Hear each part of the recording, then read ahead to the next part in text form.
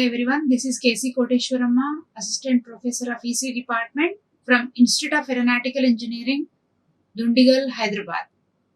Today I am going to discuss about prerequisites for EMTL. Before entering into this electromagnetic wave theory and transmission lines, we must go through some of the topics, those we can call as prerequisites for EMTL.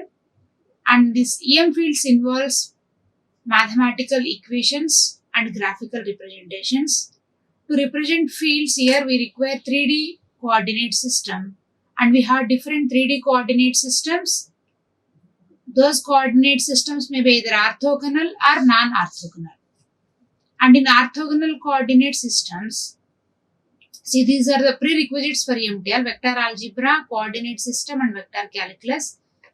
And among those, first I would like to discuss about the coordinate systems. And here coordinate systems required must be 3-dimensional coordinate systems. And in that again we preferably go for orthogonal coordinate system. Why? Because if you take electromagnetic field is the combination of electric field, magnetic field and the orientation of or the propagation of the signal. Electric field, magnetic field and the propagation of the signal, these three are mutually perpendicular to each other. So that's why to represent electromagnetic field, we require a 3-dimensional coordinate system, and that system must be orthogonal coordinate system. As electric field, magnetic field and propagation of the wave are mutually perpendicular to each other, to represent them, we require a 3D orthogonal coordinate system. And we have many 3D orthogonal coordinate systems. Among them, we are using 3 coordinate systems. One is rectangular coordinate system, or we can call it as Cartesian coordinate system. And the second one is cylindrical coordinate system. Third one is spherical coordinate system. Depends upon the application, we can use any of these coordinate systems. If it is the case of a sheet, for example, if it is a surface charge that we can consider as a sheet, in that case we can go for rectangular coordinate system. If it is the case of a sphere, then we preferably go for spherical coordinate system. And if it is the case of wire or cable, we can go for cylindrical coordinate system. And if you go through the rectangular coordinate system or Cartesian coordinate system, a point in Cartesian coordinate system is represented as x, y, z. Here x, y, z 3 are 3 coordinate variables. And here x, y, z are taking the values from minus infinite to infinite. Here if you take x ranges between minus infinite and plus infinite. Similarly, y is also taking the values between minus infinite and infinite. Here if you take x, y, z, this is x, y, z. And x is taking the values in between minus infinite and infinite. And here we can represent a point P as a function of coordinate variables x, y, z. Here all these coordinate variables are taking the values from minus infinite to infinite. X is taking from minus infinite to infinite, and y limits are also from minus infinite to infinite. Z also ranges between minus infinite and plus infinite. And here now we are trying to deal with, we must deal with the vector parameters in electromagnetic fields. That's why we try to represent each and everything in vector form. Here for that one, I am trying to take a point in vector form. If it is a vector, we must represent its direction. Now here I am trying to take a point in vector form. First I am taking a point as ax, ay, az, and in vector form it is ax into small ax. Here small x represents the unit vector along x-axis, plus ay. Capital AY represents the magnitude of that point along y-axis into small ay. Small ay is unit vector along y-axis, plus capital AZ into small az. Capital AZ represents the magnitude of that point along z-axis, and small az represents its unit vector. So here any point in Cartesian coordinate system in vector form can be represented as magnitude into its direction. So unit vector along the same direction. This is the case of Cartesian coordinate system or rectangular coordinate system. If you go for the case of cylindrical coordinate system, in cylindrical coordinate system, a point is represented as a function of three coordinate variables. Three coordinate variables here are rho, phi and z. These are three coordinate variables in cylindrical coordinate system case. And if you go through the ranges of coordinate variables, here rho is the radial distance measured from z-axis. It is taking the values between 0 and infinite. 0 and infinite. And now here phi is the angle measured from x-axis. It is taking the value of 0 to 2 pi to form a closed path. Now here the angle required is 2 pi. So phi is taking the value, or phi ranges between 0 and 2 pi. And now z is similar to rectangular coordinate system. There z takes the values from minus infinite to infinite. Here also in cylindrical coordinate system also z is taking the values from minus infinite to infinite. As we represent a point A in Cartesian coordinate system as Ax into its unit vector component plus Ay into unit vector component small ay plus Az into unit vector component Az. Similarly, we can represent a vector point A in cylindrical coordinate system as A rho. This is point form and in vector form. A vector point in cylindrical coordinate system is represented as A rho, comma A phi, comma Az. And in vector form it is A rho. Capital A rho represents the magnitude of point along rho direction into small a rho. This small a rho represents unit vector along rho direction plus A phi, magnitude along phi direction, into unit vector along the same direction plus Az, magnitude along z axis, into unit vector. And now if we take the relation between Cartesian coordinate system and cylindrical coordinate system, Cartesian variables are x, y, z. Here x, relation between Cartesian and cylindrical coordinate variables. As you know, cylindrical coordinate variables, you can calculate rectangular coordinate variable as x equal to rho cos phi. Here cylindrical coordinate variables are rho comma phi comma z. As we know rho phi z, we can calculate x, y, z in this way. Here x equal to rho cos phi and y is rho sin phi, z is similar to z. Similarly, we can write a rho. We can calculate rho also, as we know rectangular coordinate variables x, y, z. Rho can be calculated as rho equal to square root of x square plus y square. Similarly, we can take phi as phi equal to tan inverse of y by x. And z is similar to z. In both the cases, z-axis variable is same. And the third coordinate system that we can go through is spherical coordinate system. In spherical coordinate system, a point P can be represented as a function of r comma theta comma phi, where r is the radius of the sphere and theta is the angle between z-axis and point, and phi is the angle measured from x-axis. Here r is taking the values between 0 and infinite, theta is taking the value between 0 and pi, phi is taking the value between 0 and 2 pi.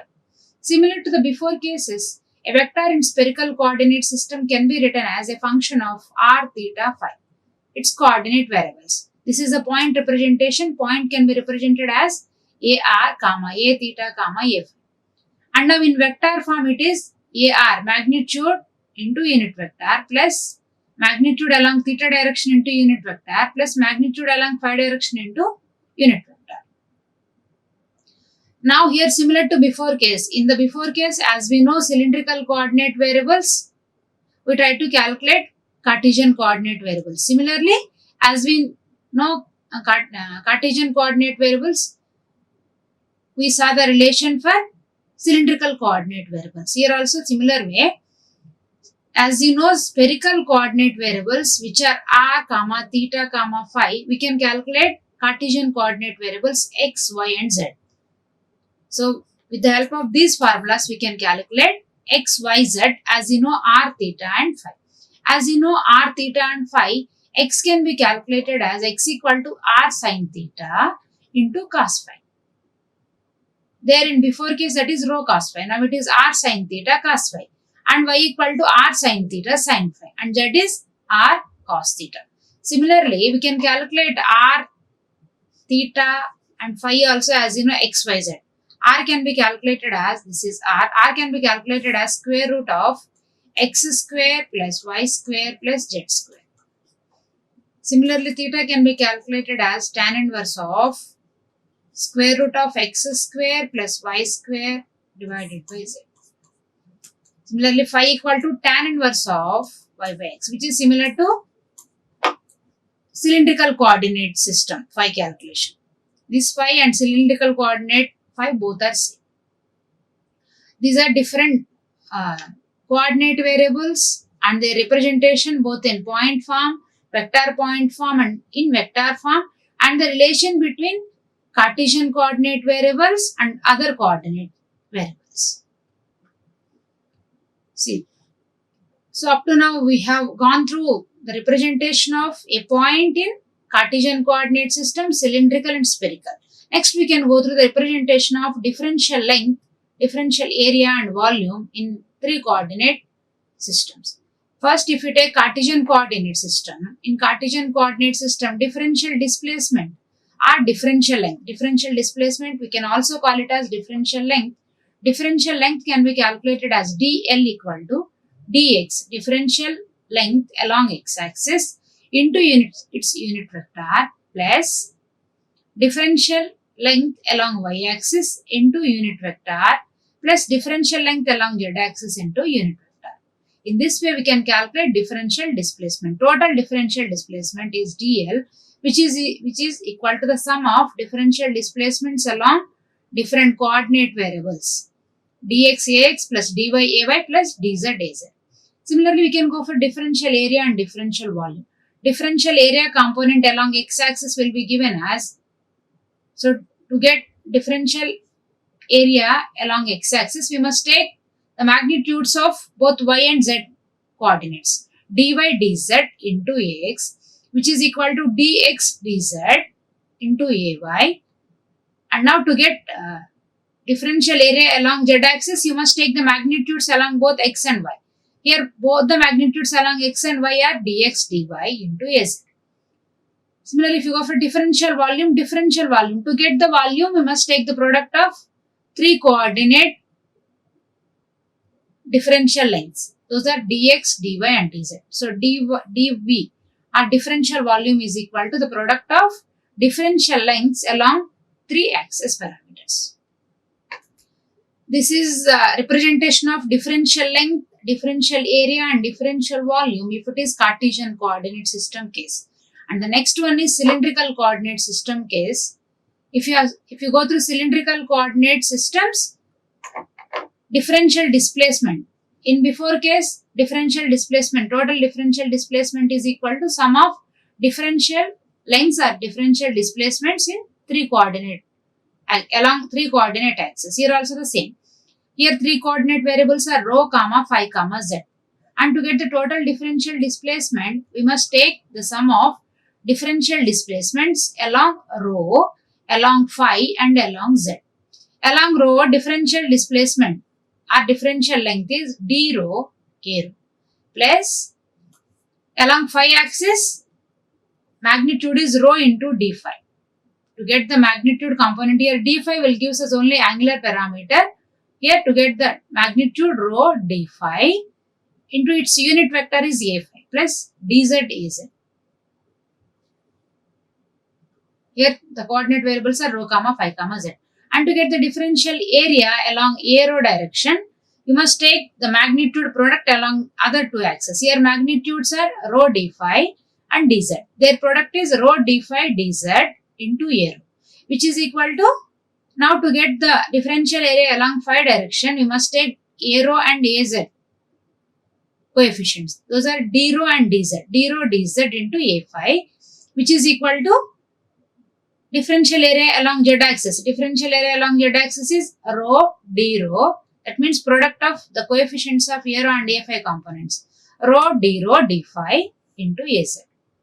And then differential volume is the product of three axis magnitudes or magnitudes along rho, phi and z directions. Here magnitude along rho axis is d rho and magnitude along phi is rho d phi and dz is a magnitude along z axis. So in that way, by calculating differential volume, that will give the product of rho, d phi and dz. This is the representation of differential length, area and volume in cylindrical coordinate system case. Similarly, we can go through spherical coordinate system. In spherical coordinate system, the coordinate variables are r, theta, phi. And to get the total differential displacement dl, which is equal to dr, that is differential length along r axis into unit vector along r axis, all ar, plus differential length along theta direction is r d theta into a theta, plus differential length along phi direction is r sin theta d phi. Now here total differential displacement is the sum of dr ar plus r d theta a theta plus r sin theta d phi into a phi. And now to get the differential area along different axis parameters, first we will go through differential area along r direction. Along r direction means you must take the magnitude products along other two directions. What are the magnitude components along other two directions here? R d theta, this one, into r sin theta d phi.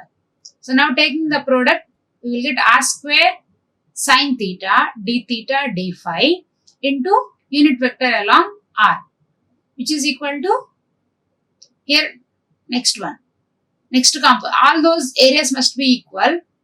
That means a unit vector, differential area along r direction must be equal to differential area along theta, which is equal to differential area along phi direction. This is true for the other two coordinate variables also, two coordinate systems also. Now here, to get the component along theta direction, along a theta, to get component along a theta, we must take the product of magnitudes along r direction and phi direction. Here magnitude along r direction is dr, this one, and magnitude along phi direction is r sin theta d phi.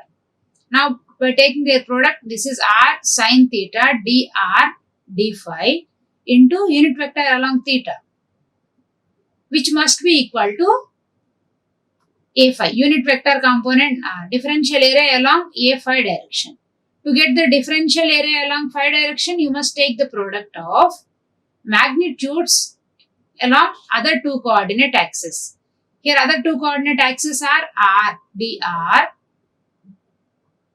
into theta. Along theta direction, magnitude is r d theta. So by taking their product, it is r dr d theta into a phi. This is the component. And next one is, after calculating differential area, we can go through differential volume. To get differential volume, we must take the magnitude products along different differential lengths, are along r theta and phi. Along r theta phi, magnitudes are dr, r d theta, r sin theta d phi. So by taking their product, r into r, this product, r into r is r square. Then we have sin theta component here, sin theta, dr, d theta and d phi. That is our differential volume.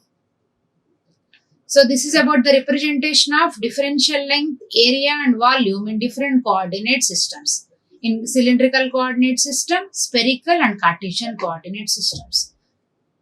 These are prerequisites for electromagnetic theory. And next we have different integral representations. Line integral can be represented as integral a dot dl. These are different integrals case. To calculate integrals along line, surface and volume, here along line, integral is a dot. That means a vector a dot product with dl along line. Similarly, for surface integral, we must take the integration over the closed surface or over the surface, integral over the surface into a dot ds.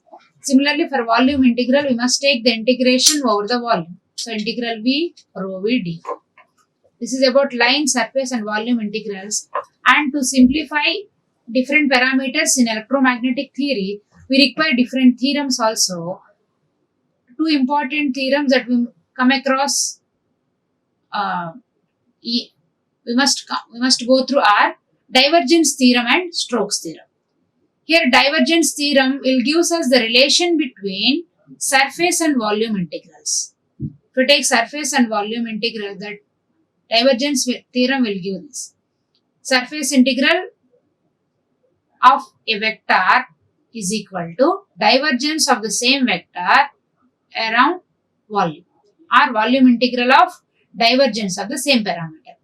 Here integral A dot ds must be equal to, this V is here, volume integral. Integral A dot ds must be equal to divergence of the same vector del dot A over the volume. That is divergence theorem. Divergence theorem gives us the relation between surface and volume integrals. And next one is Stokes theorem. Stokes theorem gives the relation between line and divergence theorem gives us the relation between line and surface integrals. That is integral A dot dl. So for example, if you have a vector A, integral A dot dl equal to curl of the same vector del cross A over the surface area. This is LHS integration is over the line, and this one RHS is over the surface. These are different prerequisites required to go through electromagnetic theory and transmission lines, or to go through the EM fields. Okay, thank you. Like, share and subscribe. Hit the bell icon for more updates.